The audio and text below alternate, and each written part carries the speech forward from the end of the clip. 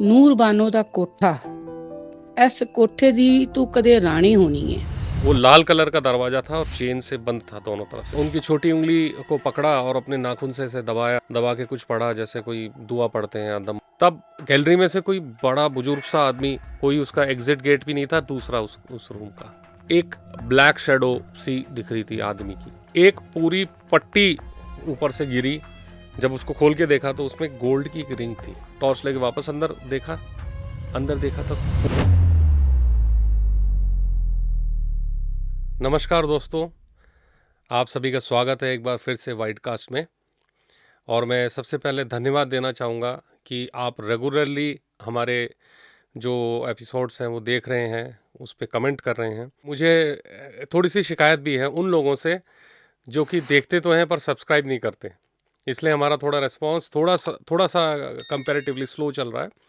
लेकिन खैर, हमारा मुद्दा मेन टारगेट है कहानियाँ लाने का, गेस्ट को कांटेक्ट करने का और सच्ची कहानी लाने का। तो जैसा कि मैंने कुछ एपिसोड्स पहले अपना नंबर शेयर किए थे कि आप अपनी कहानियाँ भेज सकते हैं थ्रू वॉइस नोट्स, तो मेरे पास बहुत सारी कहानियाँ आई। और ऐसे ही हमारे एक व्यूअर हैं जो कि दिल्ली से जुड़ी, पुरानी दिल्ली से, मोरी गेट के पास उनका पुराना पुश्तैनी मकान है, उसमें वो रहती हैं। उन्होंने लगभग 1-1.5 महीने से हम लोग संपर्क में हैं और बड़ी उनकी ट्रेजिक स्टोरी थी और बड़ी हिम्मत वाली वो हैं। उनका नाम है सावी कपूर, सविता कपूर भी बोलते हैं। उनकी स्टोरी बहुत एपिसोडिक वे में मैं आपको बताऊंगा, क्योंकि जिस तरह से मेरे से शेयर की उन्होंने, मैं एग्जैक्टली उसी तरह से उनका एक एक वॉइस नोट को सुन के एलैबोरेट करके जो उन्होंने बोला, सशक्षर ऐसक्षर क्या बोलते हैं, वैसा का वैसा मैं आपको नरेट करने की कोशिश करूँगा। हो सकता है स्टोरी आपको लंबी भी लगे, लेकिन बड़ी उनकी स्ट्रगल भरा जीवन रहा। बात पार्टीशन से पहले की है। उनके घर का नाम था नूर बानो का कोठा, जो कि उन्होंने वॉइस नोट्स में बताया। क्योंकि जब उनके दादा परदादा शिफ्ट हुए थे पाकिस्तान से, वो बेसिकली मुल्तान से हैं, माइग्रेट हुए थे, तब दिल्ली में शिफ्ट हुए थे। तो जिस घर में वो शिफ्ट हुए थे वो घर किसी नूर बानो का था और उस टाइम वो फेमस था कोठे के लिए। नूर बानो का कोठा के नाम से फेमस था तब से। पहले वो बताती नहीं थी, मतलब क्योंकि नाम ऐसा था कि कौन कैसे बताएगा। बड़ी मुश्किल से तो स्ट्रगल करके यहाँ पर आए हैं, सब कुछ अपना छोड़ छाड़ के, तो वो नाम छुपाते थे। लेकिन उन्होंने बातों बातों में ये बताई बात, और वो इमोशनल एक कनेक्ट भी था। उन्होंने कोई छोटी सी पोइट्री भी लिखी थी, एंड ऑफ द एपिसोड में वो पोइट्री भी सुनाऊंगा, नूरबानो के लिए उन्होंने लिखी थी। तो उनके पैरानॉर्मल एक्सपीरियंसेस, चूँकि इतनी पुरानी जो प्रॉपर्टीज़ हो जाती है तो कुछ ना कुछ पुराने, चाहे घर वाले प्रेत मान लो चाहे बाहर वाले मान लो, वो उनकी प्रेजेंस रहती है। उनकी प्रेजेंस हमेशा रहती है। और उनको आज भी, मतलब 2 दिन पहले भी उनका एक वॉइस नोट आया था और उन्होंने बात बताई थी कि भी उन्हें लगता है कि जैसे कोई उनको उठा रहा है, जगा रहा है, कान में फूंक मार के जा रहा है। लेकिन वो एक्सेप्टेंस उन्होंने इतनी दे रखी है कि वो उससे परेशान भी नहीं होती और साथ साथ उसके साथ जी रही हैं पैरानॉर्मल के साथ। क्योंकि पैरानॉर्मल हमेशा हमारे साथ रहता है, नॉट इन ऑल प्रॉपर्टी, लेकिन जैसे पुरानी जगहें होती हैं उनमें रहते ही रहते हैं और कुछ डिस्टर्ब नहीं करते। क्योंकि उनको ये सोल, बॉडी ख़त्म हुई है लेकिन सोल तो ज़िंदा रहती है। सोल जब तक उसकी लाइफ पूरी नहीं होती सोल की, तब तक वो इस धरती पे रहती है, फिर विलीन हो जाती है। वो सब परमात्मा के ऊपर है, ईश्वर जानता है वो सब। तो उनका पहला पैरानॉर्मल एक्सपीरियंस था वो ये था कि जब उनकी सास की तबीयत बहुत ख़राब हो रखी थी और वो दिल्ली के लोकनायक हॉस्पिटल के अंदर एडमिट थी, शायद कोविड से जस्ट पहले, शायद 2019 की बात है ये। सास की तबीयत बहुत ज़्यादा ख़राब होने की वजह से लोकनायक हॉस्पिटल में वो एडमिट थी। तो रात को लेट नाइट जब लेडीज़ वार्ड में लेडीज़ को ही रुकना पड़ता था, तो सावी जी भी रुकती थी वहाँ पर, और बेड रिडन थी। तो यूरिन वगैरह बेड पे ही उनको करवाना पड़ता था। तब जब ऐसा होता था तो उस यूरिन को डिस्कार्ड करने के लिए, फ्लश करने के लिए जाना पड़ता था टॉयलेट की तरफ। और टॉयलेट जो बने हुए थे वो 3rd फ्लोर पे बने हुए थे। तो वो रात को ऐसे ही 10, साढ़े 10 या 11 बजे के आसपास वो ऊपर लेके गई और तब तक शांति हो जाती है। मतलब हॉस्पिटल्स में तो जो मिलने का टाइम होता है नॉर्मली शाम का रहता है 7-8 बजे का, उसके बाद में तो डॉक्टर्स के रूटीन चेकअप्स होते हैं, उनके विजिट रहते हैं। तो वो यूरिन लेके गई ऊपर 3rd फ्लोर पे। लंबा सा गलियारा था, गलियारे में चारों तरफ दरवाजे दरवाजे ऐसे थे, अलग अलग, कोई ओटी का होगा, कोई किसी का होगा, ऐसे। तो जैसे ही वो 3rd फ्लोर में लगभग आधे रास्ते में पहुंची तो उनको कुछ साउंड सुनाने लगी, जैसे कोई जोर से कोई दरवाज़ा बजा रहा है। जैसे डबल डबल गेट नहीं होते कांच के, उसमें से देखने के चौखाने बने हुए थे, ट्रांसपेरेंट ग्लास होता है, तो वो जोर से दरवाज़ा बजा रहा है। जैसे ही वो उसके पास आई, उनको बहुत ऐसे गर्म एनर्जी सी फील हुई, तो देख के वो और घबरा गई। वो लाल कलर का दरवाज़ा था और चेन से बंद था, दोनों तरफ से ऐसे क्रॉस करके चेन था और कोई बजा रहा था। तो वो घबरा के आगे क्रॉस तो हो गई, भाग गई, हार्ट बीट तेज हो गई उनकी। और समझ में नहीं आया ये इतनी रात को बिल्कुल अंधेरे गलियारे में कौन अंदर बंद है जो चेन से अंदर बंद है। तो खैर वो उन्होंने क्रॉस किया, अपना काम करके वापस भाग के नीचे आई।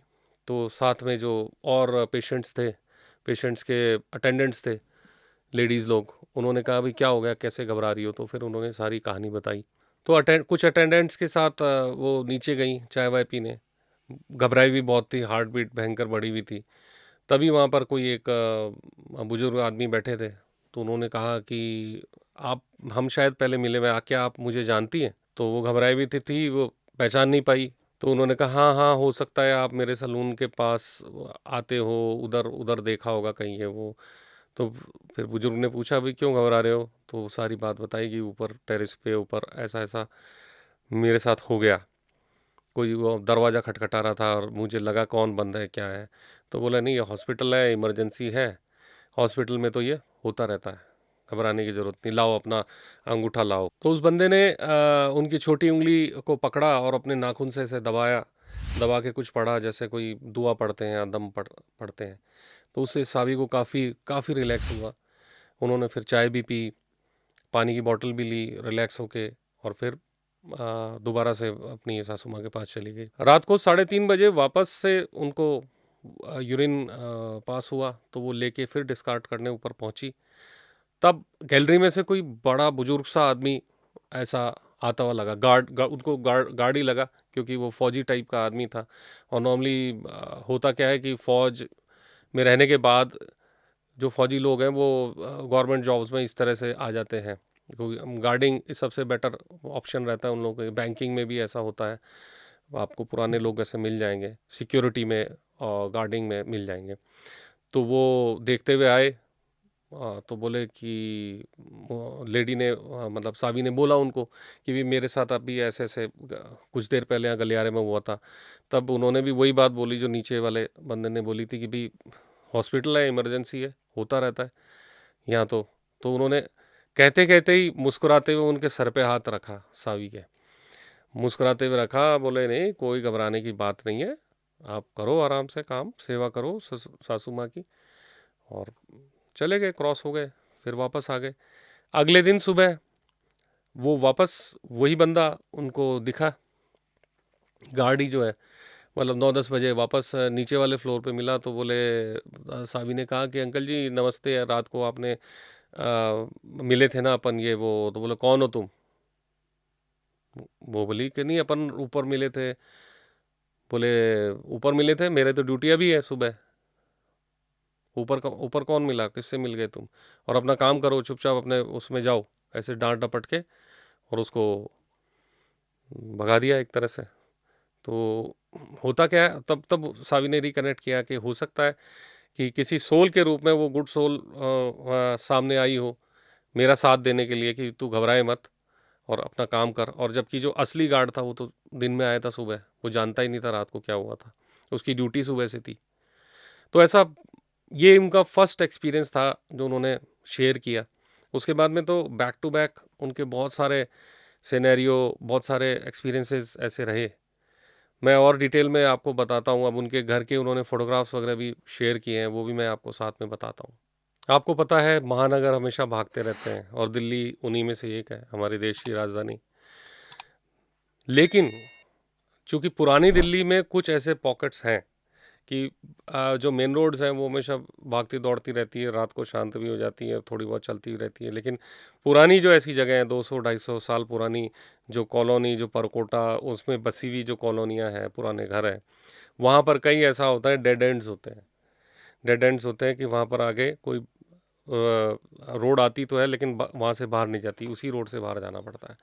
तो सविता जी का घर भी ऑलमोस्ट ऐसी ही जगह पे था कि उनकी करीबन 175-70 गज का वो हाउस था।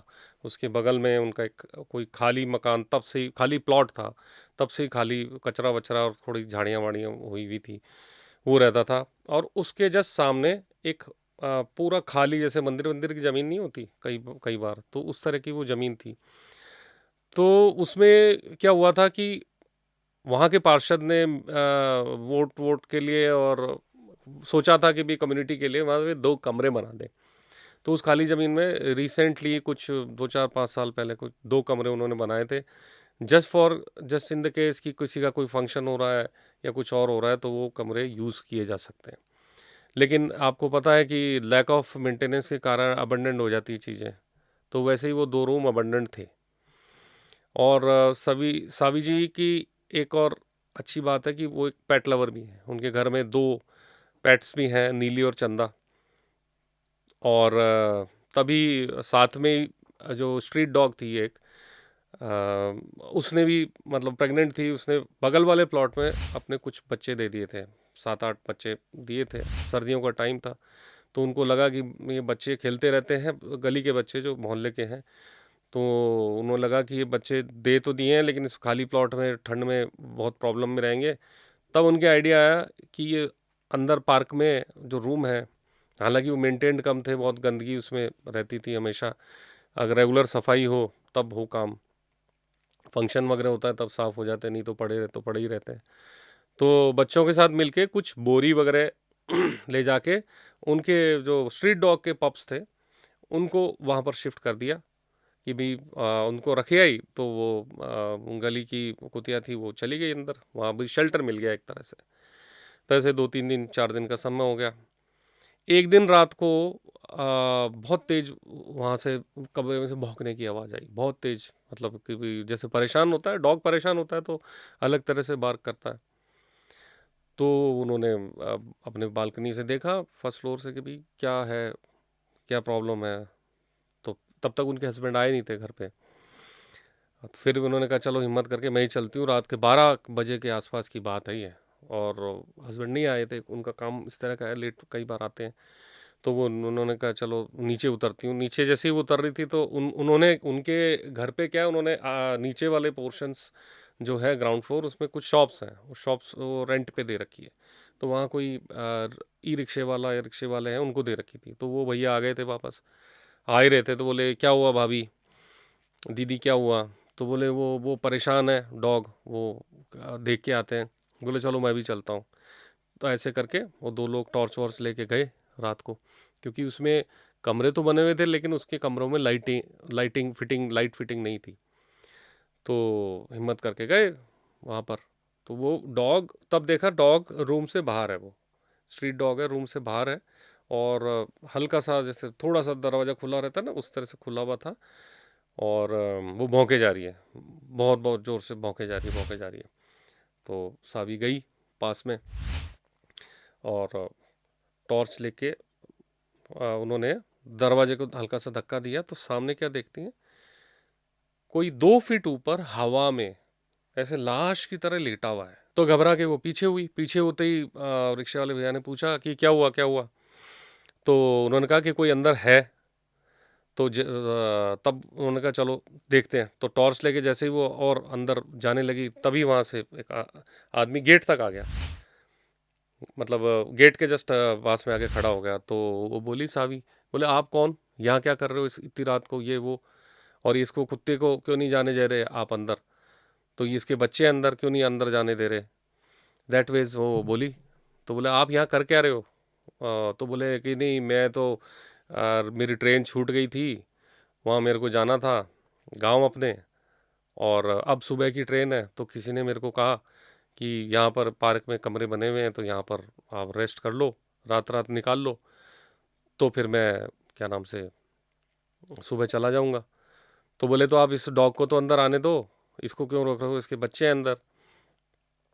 तो ये कह के और वो बोला कि बोले यार रहने की जगह नहीं है, तो सब चारों तरफ पॉटी वॉटी पड़ी हुई है, आज ह्यूमंस की भी है और पता नहीं कौन कौन जानवर अंदर घुसता है, और बहुत गंदी ऐसी माहौल है। हमने तो कैसे ही करके अरेंजमेंट कर रखा था इसका, थोड़ा सा सफाई करके डॉग्स को शेल्टर मिले, बच्चों को शेल्टर मिले, आप जाओ यहाँ से, यहाँ मत रहो। तो वो कहता ठीक है। वो पलटा और अंदर गया। तब तक वो बाहर बात करने लगी उससे, रिक्शा वाले भैया से। इतने में तब तब से जब ये बात कर रहे थे उस आदमी से, तब भी डॉग बाहर से ही भौंक रहा था। लेकिन थोड़ी देर बाद में डॉग ने भौंकना बंद कर दिया। तो वो डॉग अंदर चला गया। जब अंदर चला गया तो इन्होंने भी कहा कि भी चुप हो गया। तो टॉर्च लेके वापस अंदर देखा। अंदर देखा तो कोई भी नहीं था, कोई उसका एग्जिट गेट भी नहीं था दूसरा उस रूम का, और न कोई विंडो थी उस रूम में, कोई था ही नहीं। सविता वेट कर रही थी कि शायद वो कुछ सामान लेके अंदर से आएगा, लेकिन अंदर जाके देखा तो डॉग और उसके बच्चे तो थे, डॉग और उसके बच्चे तो थे, लेकिन वो आदमी नहीं था। तो माइट भी कोई सोल रेस्ट करने आई हो। और जब प्रॉपरली डिबेट हुई, और इनफैक्ट सविता ने पूछा भी उनसे कि आपको डर नहीं लगता कि ऐसे ये तो रहने की जगह ही नहीं है, आपको डर नहीं लगा, कैसे आप रुक सकते हो आप किसी अनजान जगह पे ऐसे, और जहाँ पे इतनी गंदगी है। तो वो बोले कि भाई जाट हूँ, मुझे डर नहीं लगता। ये बातें पहले हो गई थी उनकी, जब घुसने से पहले सविता को लग रहा था कि ये सामान लेके आया था, but there was no one inside. ऐसे ही और उनका एक किस्सा है, वो भी शेयर करता हूँ। अब सावी जी जिस घर में रहती थी वो इतना पुराना घर था, आज़ादी से भी पहले और उससे भी पहले का होगा शायद। तो वो उसमें उनका बहुत भयंकर लगाव था। तो वो उसको रिपेयर कराती रहती थी। लाइक पुराने जब बने हुए मकान होते हैं वो चूने वूने के बने हुए होते हैं, आंगन भी है उनके, उसमें आगे की तरफ दुकानें, मतलब थोड़ा थोड़ा बहुत हवेली टाइप जैसे हाउस पहले बनते थे, उसी टाइप का हाउस उनका था। तो वो कराती रहती थी रिपेयरिंग वगैरह। नीचे की कुछ दुकानें जैसे कि रेंट पे दी हुई थी, और ऊपर फर्स्ट फ्लोर पे वो रहती थी, और फर्स्ट फ्लोर के ऊपर भी दो, एक बड़ा रूम था, उस रूम में क्या नाम से वो खाली था। तो ऐसे ही एक बार बारिशों के दौरान, बहुत बारिश के टाइम, वो ऊपर नॉर्मली जाते नहीं थे असल में। तो एक पोर्शन पूरा सेकंड फ्लोर का कुछ पोर्शन ढह गया था, मतलब जिससे जो कनेक्टिविटी थी उनकी सीढ़ी से जाने की वो ख़त्म हो गई थी। तो बेसिकली जब सेकंड फ्लोर का एक्सेस ख़त्म हो गया तो फिर भी जाके देखना तो था ही। तो उनके हस्बैंड ने लकड़ी की सीढ़ी लगा के ऊपर चढ़ के जाके देखा, तो रूम तो इंटैक्ट था, लेकिन उससे के साथ में कनेक्टिविटी वाली जो सीढ़ी और कुछ पोर्शन है वो हट हट गया था, मतलब गिर गया था। तो फिर वैसे भी वो लोग ऊपर जाते नहीं थे, तो उन्होंने वैसे ही छोड़ दिया उसको, कि भी काम होगा तो सीढ़ी लगा के चले जाएंगे ऊपर, कोई इमरजेंसी होगी तो। तो एक बार उनके हस्बैंड के ही किसी जानकारी में कोई, मतलब काम करने आए थे दो लड़के बाहर से, और वो सर्च कर रहे थे कोई मकान कोई आसपास मिल जाए दुकान के आसपास रहने को, क्योंकि बाहर के लड़के थे। तो वो बातों बातों में ही होता है, एक दुकान वाला दूसरे दुकान वाले को कहता कि कोई रहने के लिए घर है क्या, कोई रहने के लिए घर है क्या। तो इनसे भी टोका, तो इन्होंने घर पे बात की आके।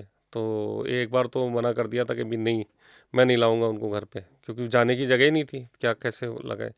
लेकिन बाहर के कुछ मजबूर बच्चे थे, दोनों जो काम करने वाले थे, तो उन्होंने ले आए, वो घर पे ले आए। तो दो लड़के आए बैग लेके अपना, और सीढ़ी से ही फिर उनको बता दिया ऊपर कि भाई यहाँ रहने का है।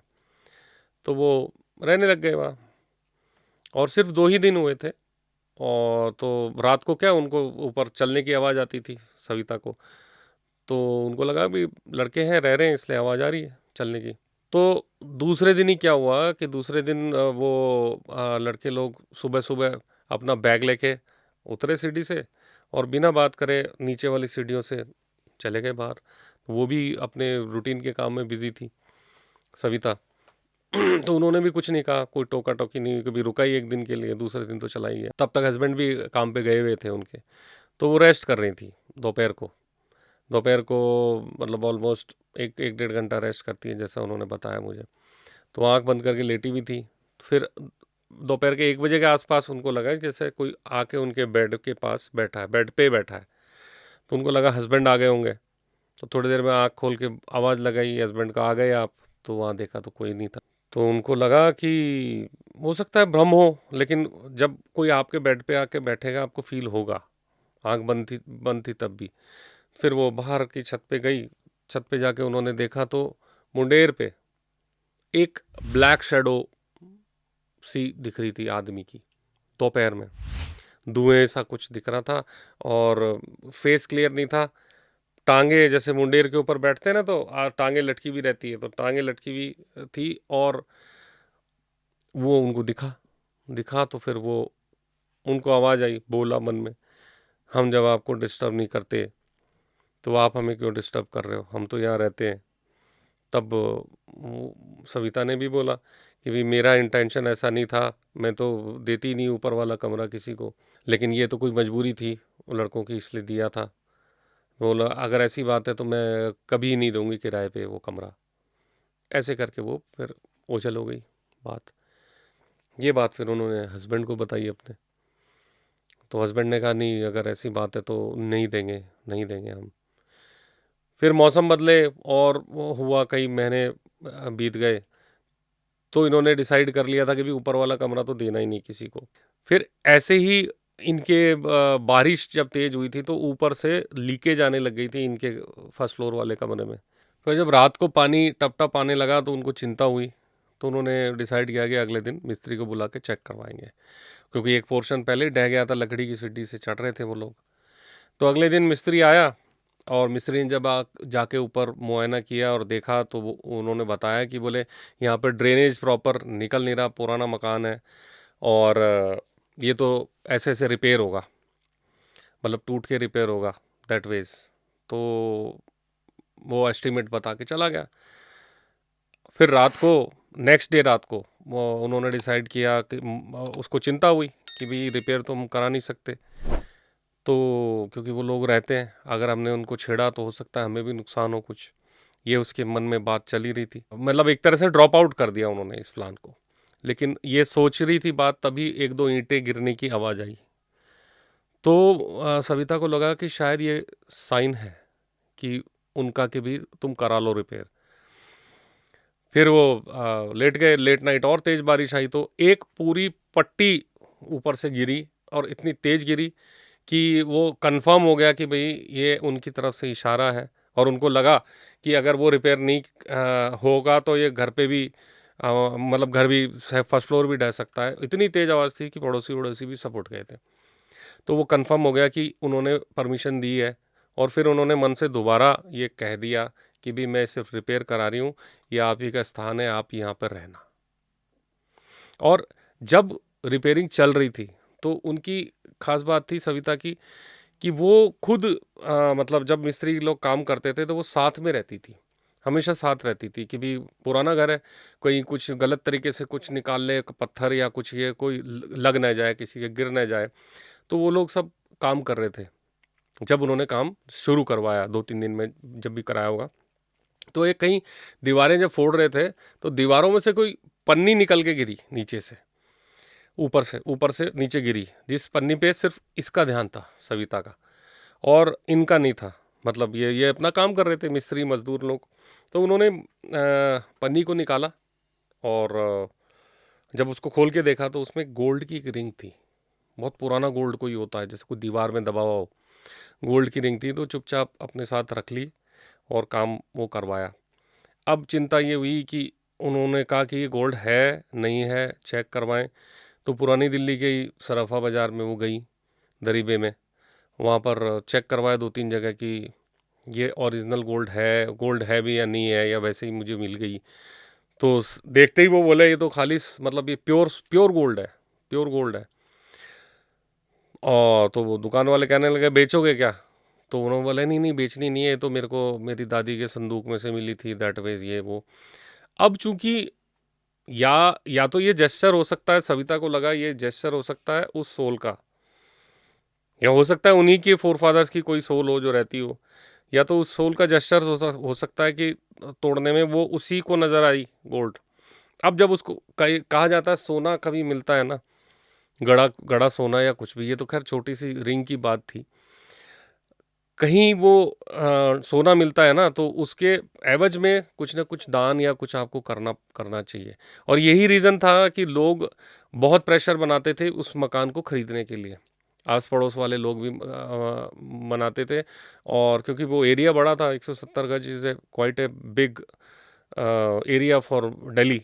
दिल्ली के हिसाब से देखें तो 170 गज बहुत होता है। आजकल तो बहुत छोटे छोटे 100-100 गज के विलास बनने लग गए। तो ये प्रेशर शायद था कि इसमें कुछ दबा हुआ वो है सारी चीज़ें। तो सविता ने डिसाइड किया कि भाई इसके एवज में मैं कराती हूँ भागवत कथा। अब वो भागवत कथा चाहे उस सोल लिबरेशन के लिए हो या किसी भी उसके लिए हो, भगवान का नाम लिया जाना चाहिए। तो एक 10-1 हज़ार रुपये का बजट निकाल के उन्होंने भागवत कराई उस चीज़ की, क्योंकि उन्होंने कहीं देखी थी। अपने घर में कभी नहीं कराई थी भागवत, लेकिन उन्होंने कहीं देखी थी, किसी के यहाँ गई थी भागवत में, तो उन्होंने वो चीज़, वो उस जेस्चर को रिपीट किया और वो अच्छे से काम हुआ। वो गोल्ड की रिंग अभी भी उनके पास है। ऐसे ही एक उनका और किस्सा उनके साथ हुआ, जब वो सलून लाइन, पार्लर लाइन का काम सीख रही थी, तो वो अपनी मौसी की लड़की की बेटी की शादी में गई थी। शादी उनकी होनी थी जम्मू जाके, जिसको बोलते हैं ना बैठा ब्याह, है कहीं के, लेकिन वो जम्मू का ही लड़का था, तो जम्मू में ही शादी हुई थी। तो 5-7 दिन के लिए प्लानिंग थी, पहले तो ऐसा ही होता था। तो 5-7 दिन की प्लानिंग के हिसाब से ये लोग गए थे वहाँ पर। इनका वहाँ जाके एक सरप्राइज़ इनको ये मिला कि पता लगा कि लड़की जो है वो, उस पे तो ऑलरेडी किसी की ऊपरी हवा है, काइंड ऑफ थिंग। तो वो मतलब वो काबू ही नहीं आ रही किसी के, ये वो। तो उनका समझ नहीं आया, लेकिन चूँकि आ गए थे शादी में, अपने कज़न की शादी है। तो अगले दिन सुबह जब शादी की तैयारियां वगैरह हो रही थी, तब ये देख रही थी उस टाइम क्या वहाँ पर पूरी कटाई वटाई हो गई थी खेतों में, मतलब हरियाली नहीं थी। उस माहौल में बड़ा अजीब सी नेगेटिविटी नज़र आ रही थी उनको। लाइक पूरा बंजर ही बंजर है, कोई फसल नहीं उगी हुई है, बाउंड्री पर थोड़े बहुत पेड़ हैं और बहुत सारे कौवे हैं, बहुत सारे कौवे हैं। उन्होंने बताया कि इतने कौवे उन्होंने कभी भी एक साथ नहीं देखे। और कुछ वहाँ फौजियों के बंकर भी बने हुए थे, वो वॉर के टाइम के हिसाब से शायद बाउंड्री, जम्मू तो वैसे भी वो पाकिस्तान से लगता हुआ है, तो फौजियों के बंकर भी थे। और मीनवाइल फिर उनकी जब वो मेकअप वेकअप वो करने लगी, मेकअप आर्टिस्ट तो वो थी, तो वो सामान उठा उठा के फेंक रही है और करवा नहीं रही है। तो जैसे तैसे करके, वो लड़का तो कोऑपरेटिव था, लड़के वाले जो थे, तो उन्होंने वो जाके गुरुद्वारे में शादी वादी उनकी हुई और सेटल हुई। लेकिन ये वो जो जम्मू वाला इंसिडेंस है, उनकी लाइफ में बहुत बड़ा ट्रॉमा देखे गया काफ़ी दिनों तक। हुआ यूँ कि जब वो शादी के दिनों में, शादी वाले दिन की तो मैंने बता दी कि शादी हो गई, लेकिन शादी वाले दिनों में ही उनके पीरियड्स हो गए थे। और गाँव में सिस्टम एक अलग होता है। अब जब पहली बार आप गए हो कहीं, तो आप प्रिपेयर्ड ही नहीं हो। तो वो अपनी छोटी कज़न के साथ जाके, कोई टॉयलेट्स भी बाहर ही बने हुए होते हैं, तो टॉयलेट एक ऐसा बना हुआ था कि पुराना बाउंड्री वॉल है, ऊपर छत नहीं है।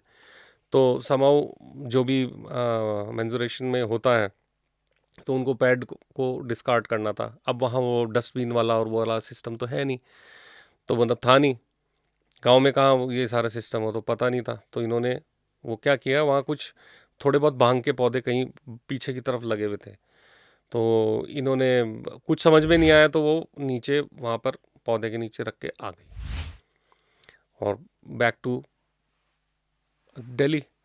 और भांग के रिलेटेड ये बोला जाता है, भांग का तो लगभग सबको ही एक्सपीरियंस होगा, और उनको भी थोड़ा कभी कभी कोई फेस्टिव उसमें या शिवरात्रि पे और उस पे या होली पे ले ली, तो वो ले ली थी।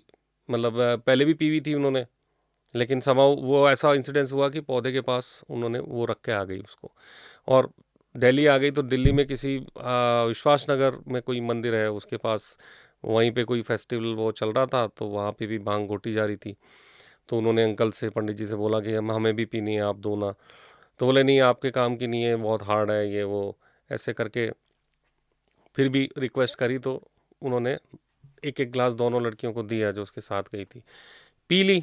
पीने के बाद फिर जब वो घर आ रहे थे, भांग का ऐसा कहा जाता है कि बहुत लेट उसमें असर आता है, लेकिन इस बार जो असर आया तो भांग में कहा जाता है कि वो हंसी आती है बहुत, मतलब आदमी हंसने लगता है, ज़्यादा मतलब पी लेता है तो हंसने लगता है। लेकिन उसमें हंसी नहीं आई, इस बार उनको डर लगा कि भाई या तो वो कनेक्ट कर रही होंगी उससे, भांग वाले इंसिडेंट से, और कहीं ना कहीं उसका था, कहीं ना कहीं उस चीज़ का असर था, उस पौधे की एनर्जी या उस पौधे के पास कोई होगा, तो वो उस सीरियस हो गई उल्टा। तो घर वालों ने हॉस्पिटल वगैरह में लेके गए, हॉस्पिटल में डॉक्टर ने बोला, पूरा पूछा कि भी क्या आपने किया, तो वो ड्रिप व्रिप चढ़ी और सारी चीज़ें हुई। फिर इन्होंने रियलाइज़ किया कि ये मैंने गलती की थी कि मेरे को डिस्कार्ड उसको करना था। तो बाद में पूछा तो बोले कि नहीं, हम लोग गड्ढा खोद के दबा देते हैं पैड को। तो अपनी कोई भी ऐसी चीज़ हो तो उसको किसी पौधे के पास या किसी ऐसी जगह पे न मतलब वो करें, कोई खाली जगह देख के डिस्कार्ड करते तो वो काफ़ी मतलब उसमें परेशान रही। तो डॉक्टरी इलाज के बाद फिर वो काफ़ी मतलब हमेशा डरी डरी रहती थी। उन्होंने फिर कई झाड़ा वगैरह भी लगाया, और वो धूनी में भी मतलब वो आग का उपला, गोबर का उपला चला के उसका धुआं लेती रहती थी।